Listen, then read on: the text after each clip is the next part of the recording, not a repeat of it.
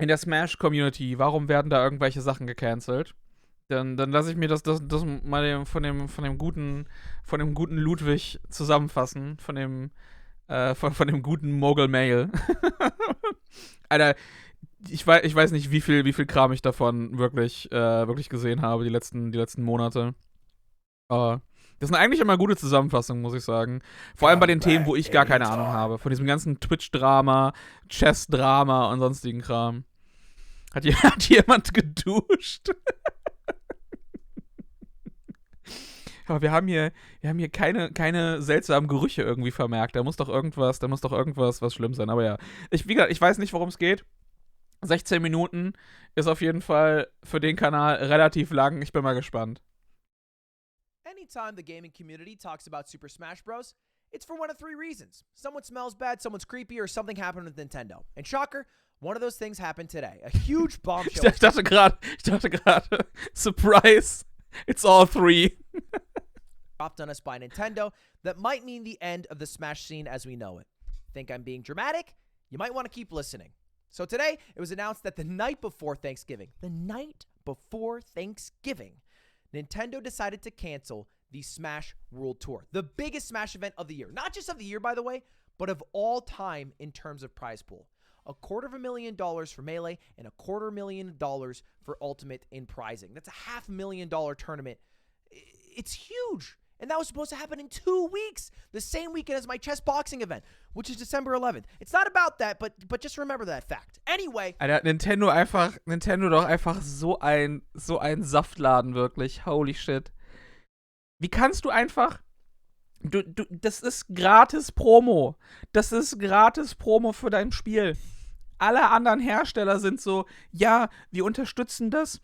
Wir ziehen dadurch ja auch noch, ne, wir können damit auch unsere Sachen promoten, so Capcom richtig dahinter. Gran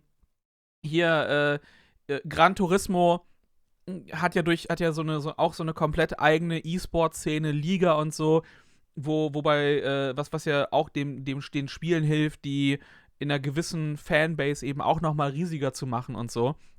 Das ist ein super großer Teil der Marke. Alle anderen möglichen, das ist so der Traum eigentlich, den du haben willst als Entwickler, so eine richtig gesunde E-Sport-Szene, die du dann einfach nur, so, du musst ja nicht mehr irgendwas machen, du musst einfach nur das zulassen. Du musst es einfach nur zulassen, die Leute machen gratis Werbung für dich. Und Nintendo ist einfach so, nein. Die gehören einfach windelweich geschlagen. Vor allem, ich weiß, da sind wahrscheinlich super viele, so 90% der Leute, die da, wahrscheinlich mehr, 95% der Leute, die da arbeiten, die sind da voll dafür. Die würden das super gerne unterstützen. Und dann kommen halt irgendwelche japanischen Honks irgendwie da vorbei, irgendwelche krustigen 70-Jährigen, die so, was machen die? Mit unserer, was? Das ist,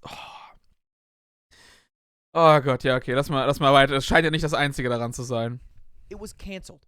Why was it canceled? Well, we'll get into that. It's a little more nefarious than you would think, but first we need to talk about the people who organized the Smash World Tour, VG Bootcamp. Now, you might know them because you've seen some of their events, or because you've seen Gimmer, who is famously bald, or because you've seen a video about 10 people getting really upset about the ice climbers, which I uploaded, and it's one of my most viewed videos, and I stole all the footage from VG Bootcamp, so thank you to them. I appreciate you guys paying a semester of my college tuition. But they had a great idea. Now, the way Smash events usually work. Alter, das ist aber unfassbar. Das ist aber sehr wenig Geld. 4.000, warte, was waren das? Das waren $4.000 für 4,5 Millionen Views? Was? Also, das ist ja grauenhafter CPN da drauf. Keine Ahnung, ob das irgendwie geclaimed wurde oder die meisten Views gekriegt hatte, bevor er die Monetarisierung irgendwie damals einstellen konnte, aber das ist echt insane. But they had a great idea. Now, the way Smash events usually work is it's a grassroots event. Someone in their college or their region wants to make an event, so they do, and people come to that event. And maybe it grows, and so year after year, it turns from a regional to a national to a worldwide phenomenon. That's normally how events go, but it's all disconnected. It's thankless jobs, and nobody really makes that much money out the end of it. It's all from passion. VG Bootcamp had an idea where we could run a connected circuit, A World Cup of sorts where throughout the entire year, events will earn you points, and points will get you an invite to the final event, which is worth $250,000, and you can be the world champion of Melee or Ultimate. At least that's the idea on the surface. Ja, vor allem, das ist ja nicht nur Melee gewesen, das ist ja auch noch Ultimate dann zeitgleich. So, dass dann nicht, das ist nicht so, oh ja, ihr promotet nur unser altes Spiel, was dann halt über Dolphin, Slippy oder so gespielt wird, weil wir euch nicht die Möglichkeit. Weißt du, wenn Nintendo einfach die Möglichkeit geben würde, wir bringen eine aktualisierte Version von Melee irgendwie raus. Einfach nur, hier ist ein Port davon, der genauso läuft, und wir fügen Rollback Netcode ein. Alter, das Ding würde sich verkaufen wie sonst was. Die könnten einfach mit einer alten Version von Melee wahrscheinlich nochmal mehr Verkäufe erzielen, als das Ding ursprünglich damals auf dem GameCube irgendwie hatte. Wenn du eine richtig gute Online-Version. Und die komplette Community würde darauf rüberziehen. Und dann könntest du es mit solchen Sachen promoten. Das ist einfach, wie da einfach das komplette Geld fallen gelassen wird auch. Ne? Und dann halt, Ultimate ist auch noch mit dabei. Das heißt, das momentane Spiel wird auch noch mit supported und kriegt weitere Views da drauf. Und das wird einfach komplett fallen gelassen, weil wir bestimmen, wie wir mit unseren IPs irgendwie umgehen. Oh Gott, ey. And it worked really well. It happened this entire past year. There was a ton of events that were part of it, including an event I streamed on my channel, Phantom, and many, many others. And it was supposed to happen again in 2 weeks. That was the idea before it got canceled. Not a bad idea. Now, coincidentally, the month after the Smash World Tour was announced, there was another Circuit World Tour that was also announced, the Panda Cup. Now, this was created by Panda Global, who you guys might know as an esports team that is mainly rooted in Smash and fighting games as a whole. These are some of their players, these are some of their fighting game players, these are some of their influencers, and they got someone for chess. And that's Panda. Panda is run by Dr. Allen. This is going to be important because he has done some things that I find to be a bit nefarious. Now, Allen has been running Panda and also wanted this utopian idea of a connected event, a circuit that would include everybody and would create a grand champion at the end. Now, I would argue it's not a bad thing for a community to have 2 World Cups, World Tours, whatever you want to call them. It's just more Smash to watch, more Smash to enjoy. Now, this event, again, was announced a little bit after the Smash World Tour, but it hasn't been canceled and has no plans to be canceled. Why? Well, their event is officially licensed by Nintendo. Now, on the surface, you might just think to yourself, well, okay, Nintendo licensed this one, but didn't license this one. It's Nintendo back at it again. They just don't understand the community, and they decided to go with one event, even though they should have gone with both. Now, it's not a shocker that Nintendo would cancel an event. It's happened many times in the past, usually to large public outcry that sometimes overturns their decision. But this is not as simple as let's just tweet out #SaveSmash and pray that somebody at Nintendo catches up on this and then reverses the decision. There's, again, things that are a little seedier at play here. So this event was submitted, the Smash World Tour, April 9th for review to be licensed by Nintendo. Because the way that running tournaments work is that the people who created the IP, the publisher, the developer, they own the rights to broadcasting that game. So it's happened in the past where maybe people stream God of War a bit too early in Australia and they get banned. Well, they can do that. They own the IP. They decide who gets to broadcast that. Ich will einfach nur, dass das Mikro immer loslässt. Du kannst doch vor allem so der Noise-Filter Working Overtime. So, man ist schon froh, dass man das komplette Rumhantieren so nicht permanent mitkriegt. Aber du hörst halt trotzdem das Klicken und Klacken oder sonst was davon. Ich meine, I appreciate the energy. Das auf jeden Fall. Die Sachen von Ludwig sind auch hervorragend vorgetragen. Sehr guter Presenter. Aber immer wenn Leute so das Mikrofon anfassen, gerade für sowas, wenn du es halt für so bestimmte Momente machst, wo du einfach so nah dran gehst und so reinschreien willst, okay. Aber in solchen Dingern denke ich mir immer, Alter, lass das Mikrofon einfach los. The same thing happens with tournaments. If they don't want you to run a tournament, they can say no. And the way it's worked for 20 years is that we have kind of just run tournaments and done our own thing and got no help from Nintendo. And Nintendo makes games and movies with Chris Pratt and does their own thing. And we don't mix. You don't approve our tournaments. You don't deny our tournaments. We just do our thing. You do your thing. But recently, Nintendo has been getting into the habit of approving events, licensing events like the Panda Cup. Now, people were a little nervous about that because they thought, well, okay, maybe this is a bad thing because if they're licensing events, what will happen to the events that aren't licensed? Are those events going to suddenly get canceled? No, we thought back in the day when we were young and naive. But it turns out that the answer might just be yes. Any event that's not licensed by Nintendo might just get outright canceled. And the licensing process, according to this Medium post by the leaders of VG Bootcamp, the leaders of the Smash World Tour, seems nightmarish. Now, they had gotten in conversations with Nintendo as early as January of 2022 to approve their event for December that same year and for their entire Smash World Tour, their entire circuit. Ich wollte gerade sagen, also das klingt ja eigentlich wirklich so, als ob die alles Mögliche versucht haben, über den guten legalen Weg oder so zu gehen, ne? Halt mit den Sachen zu. Ich meine, du willst ja auch mit den Publishern zusammenarbeiten. Das ist ja die Sache. Du willst ja ein offizielles Event haben, weil dass es dadurch legitimer ist, gerade wenn du halt so einen World Cup machst und du willst den offiziellen, ne, du willst die offizielle Champion Person, best Melee-Player, Melee-Player, Ultimate-Player oder so küren. Wenn das von Nintendo gebackt ist, dann ist es noch mal ein bisschen besser. Wenn du von Nintendo gebackt bist, kannst du auch vielleicht einfach nur so ein Shoutout erwarten. Du kannst mit denen zusammenarbeiten, dass du Promomaterialien bekommst, dass du irgendwelche Preise zum Vergeben oder so bekommst, ne? Das heißt, das ist ja, niemand will eigentlich außerhalb des Publishers arbeiten. So, an sich ist es ja immer besser dafür, damit zusammenzuarbeiten. Aber ich meine, ich weiß noch, dass das früher irgendwie Nintendo halt auch wirklich einfach dagegen war. Dass die halt wirklich dagegen waren, wenn Leute so Melee-Tournaments gemacht haben oder so und dass es dann einfach so nebenbei passiert ist und nachdem die dann zu groß wurden, sind die dann auch irgendwie dagegen vorgegangen, weil wie gesagt, so japanische Firmen und IP-Rights, das ist einfach ohne Rhyme or Reason. Das ist, die machen einfach wie das denen irgendwie gerade in den Kram kommt. So, da ist irgendwie Internet, das ist weird, das streichen wir jetzt mal. Da kommt da irgendwie, nee, das wird sofort, da gucken wir uns das gar nicht an. Könnte das irgendwie positiv sein? We don't give a shit. Und Nintendo ist halt echt ganz schlimm da drin.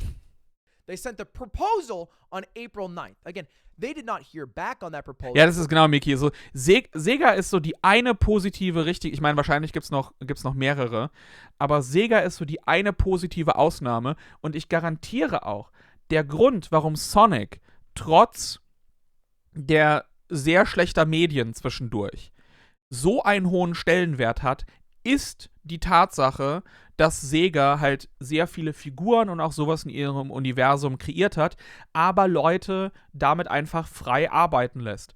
Dass Leute da ihre Kreativität austoben können, dass einfach dieses Universum und der Bezug der Leute dazu wächst und auch eben weitergetragen wird. Dass einfach Sonic abseits der Spiele in irgendeiner Form und wenn es nur Inflation Porn ist, wenn es nur das ist, irgendwo immer in den Köpfen der Leute drin bleibt.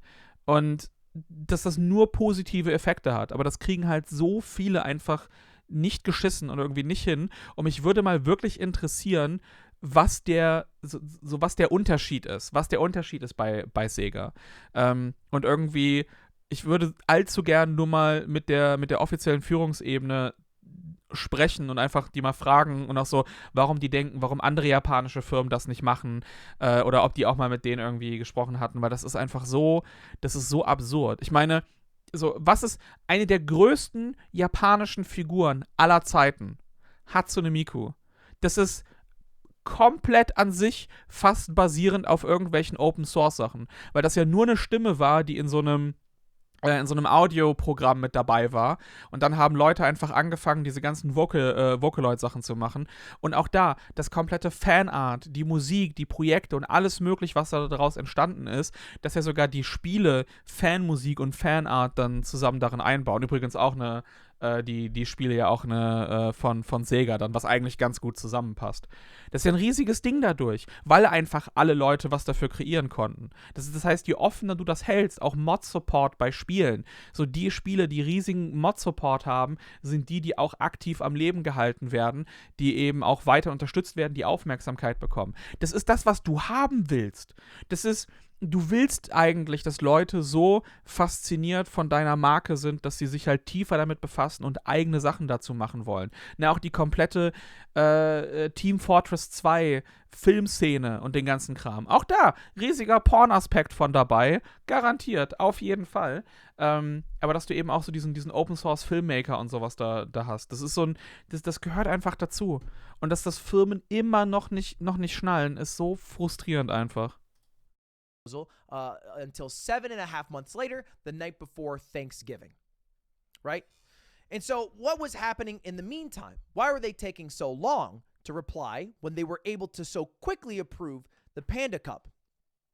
Well, apparently what was happening is Alan, the CEO and co-founder of Panda, was going around to different tournaments that were meant to be a part of the circuit, different regional organizers, and saying, hey, just so you guys know, you guys are organizing an event and it's supposed to be part of the Smash World Tour. I would not personally do that because that event is going to get shut down and they're not going to come back in 2022 at all, which is kind of a weird thing to do. But how would Alan have this information when the leaders of VG Bootcamp were literally talking to Nintendo execs directly?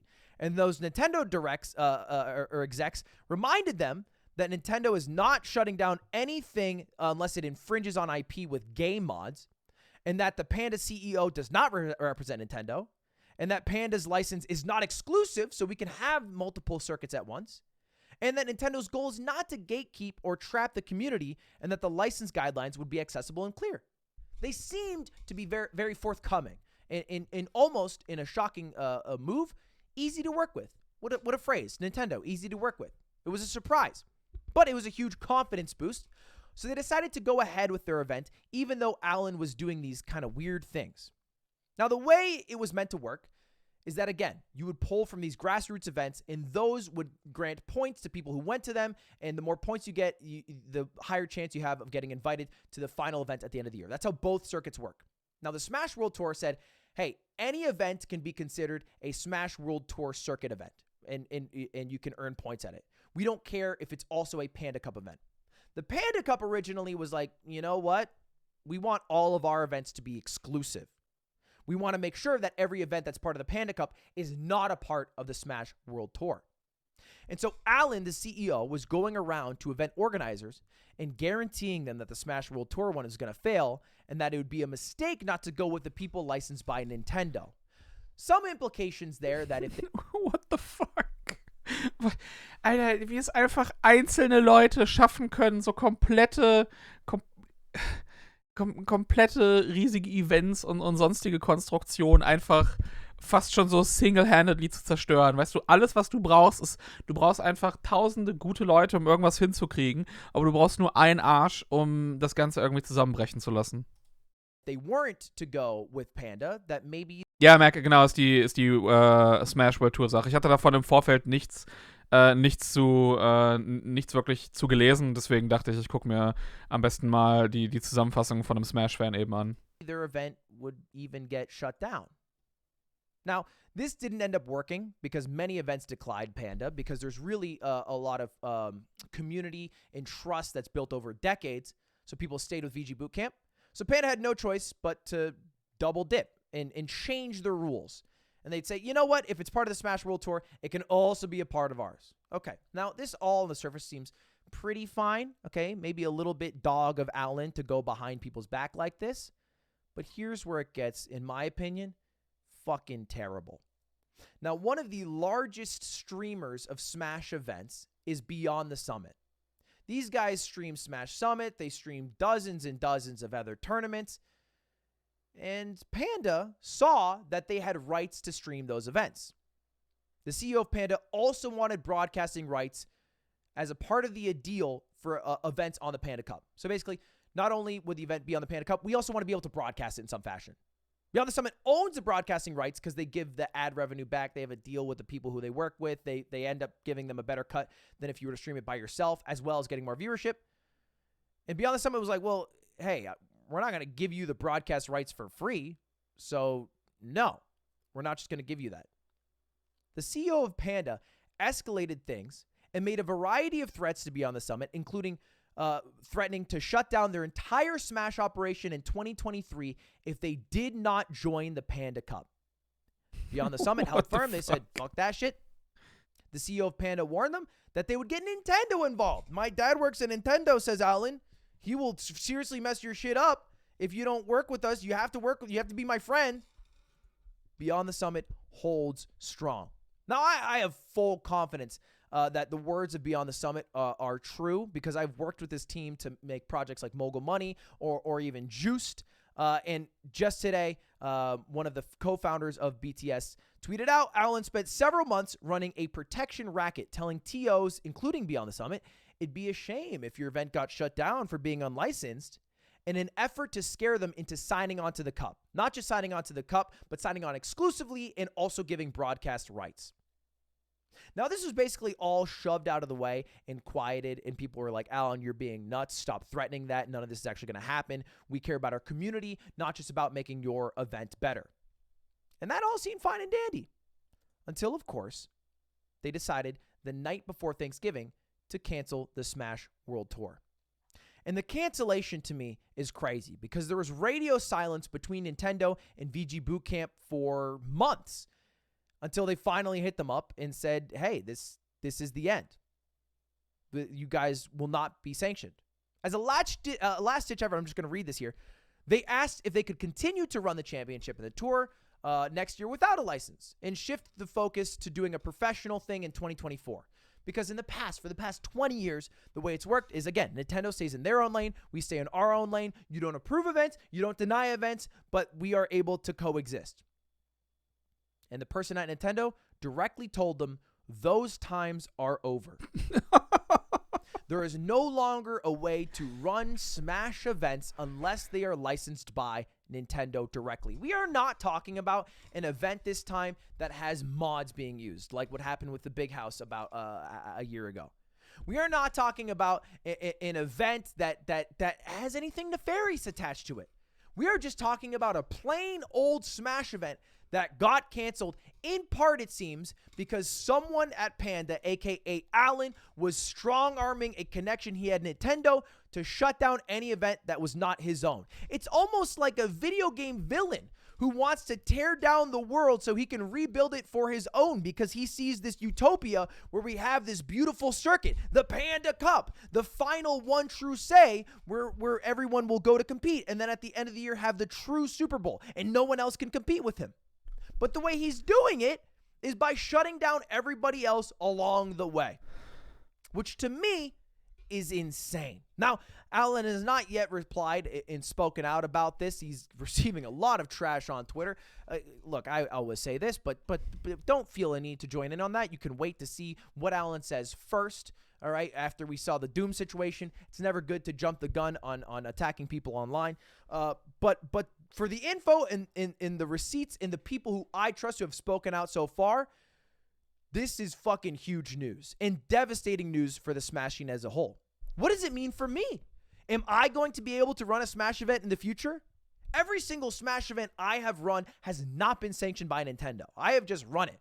As a guy who has a lot of money because he got really successful in Lucky Streaming, I just sometimes say, I want to run Smash event now, and then do it. That's what I do. Am I going to no longer be able to do that because Alan wants his universe where everyone has to be sanctioned by Nintendo and part of the Panda Cup at the same time? If that's the case, how am I supposed to achieve my dream of running the biggest Smash event ever? How am I supposed to even run another one of those invitationals again? I might be someone who's down to take the risk because the money lost, the tens of thousands in marketing or employees' times is something that I can bear to lose. But the tournament organizers, absolutely not. It's not a shocker, I assume, for you guys to hear that the people who are running the Smash events aren't exactly rich. In fact, the only way to get rich is to leave the Smash scene, something I've always known. And so there's been a few people who have spoken. Alter, das ist doch so unfassbar Fakt, wirklich. Aber wie gesagt, einfach nur die Tatsache, dass eine Person irgendwie da hinkommen kann und, ne, wie gesagt, irgendwie die Connections aufgebaut, schlecht geredet, sonst was gemacht und du weißt halt nicht, was da hinterher was da irgendwie abgezogen wird, warum dann eben Nintendo gesagt hat, warum die da mit den World Cup-Leuten nicht mehr weiter reden, argumentieren wollten, um das irgendwie offiziell zu machen. Also das heißt, keine Ahnung, was der da irgendwie erzählt hat oder so, aber das ist unfucking fassbar, wirklich. Also vor allem halt also ich weiß nicht, wie dann Leute noch irgendwie positiv, weil wer will denn jetzt noch irgendwie beim Panda Cup dann das großartig unterstützen oder so? Also ich meine, die Smash-Szene ist doch normalerweise, also so wie ich das zumindest wahrnehme, trotz des wenigen Duschens, zumindest doch irgendeine Szene, die so in gewisser Form zusammenhält. Also wo doch genau so ein Kram einfach nicht durchgelassen werden sollte. Also dass doch eigentlich genau der Kram irgendwie geächtet wird. Also no idea, wie sie es irgendwie machen.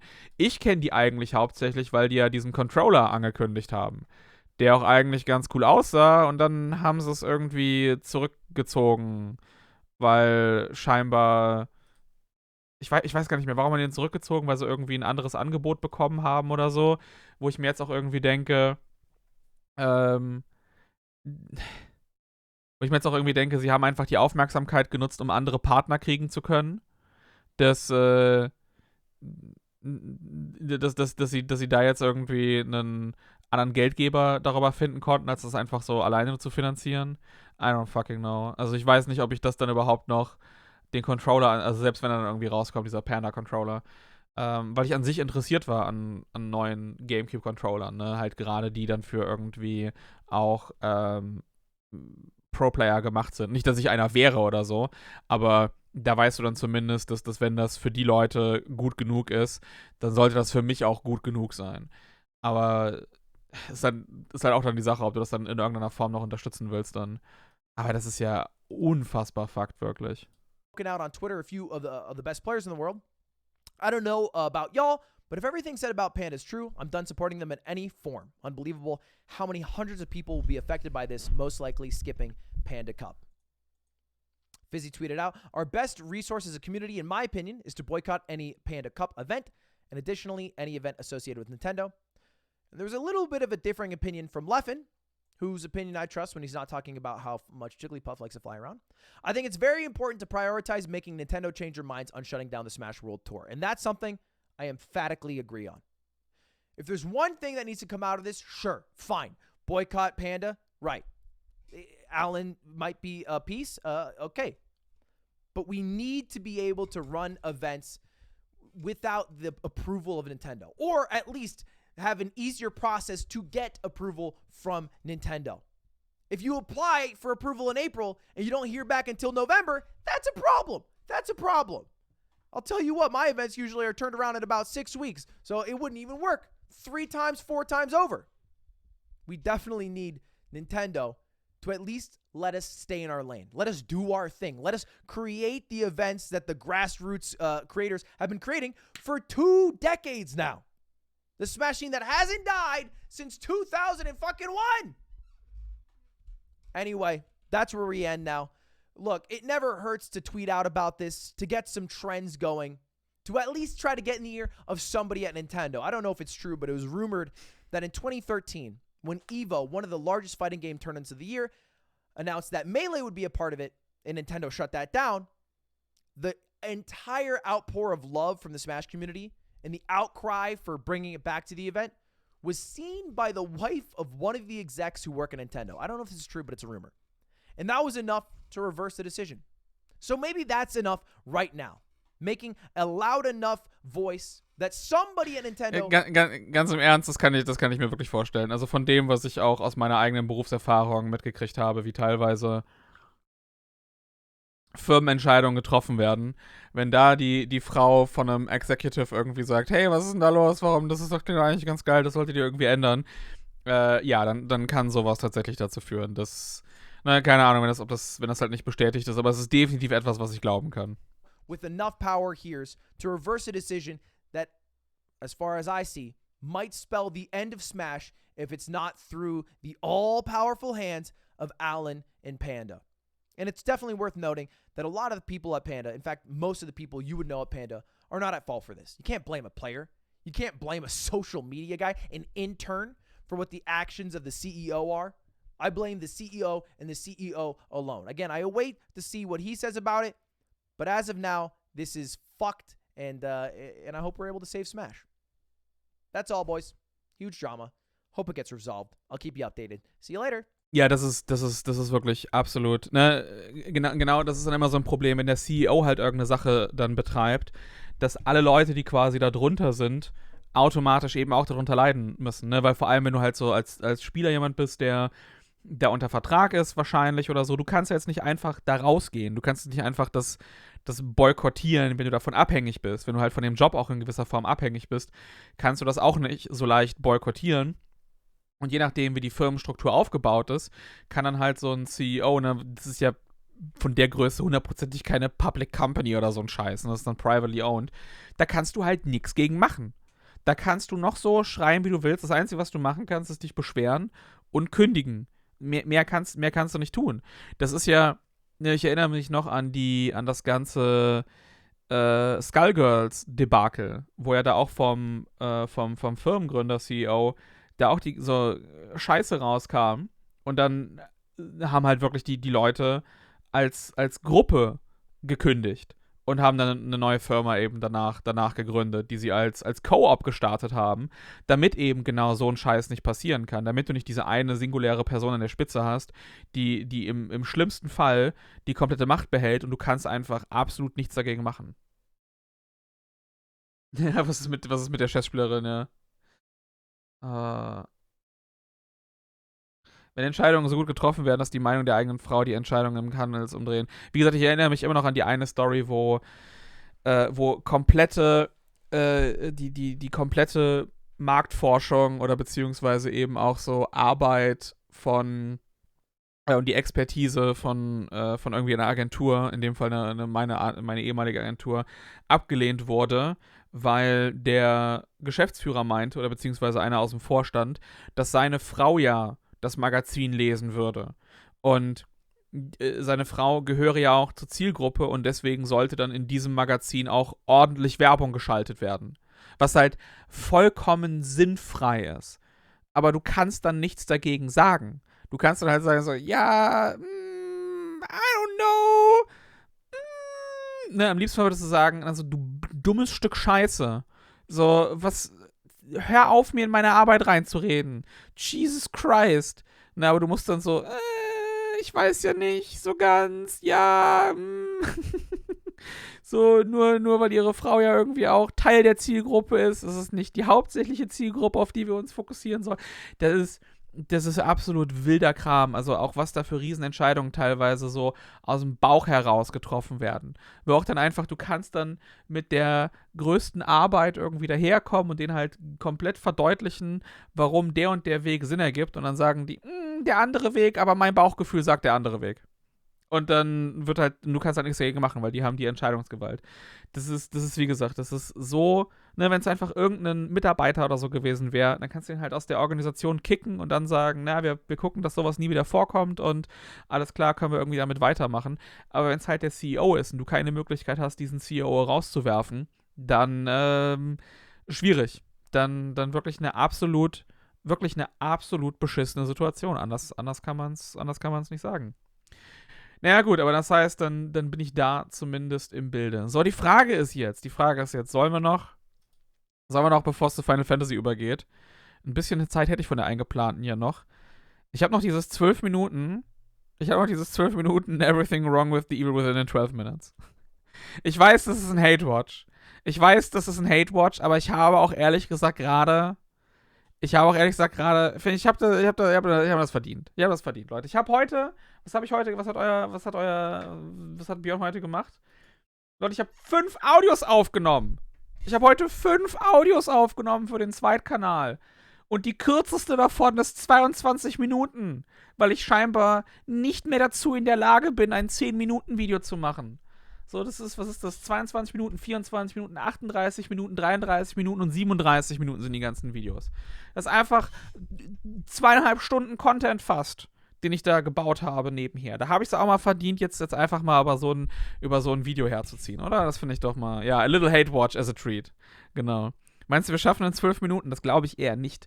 Aber ich muss gerade sowieso dringend pissen. Das heißt, wir können jetzt einfach mal eine kurze Werbeunterbrechung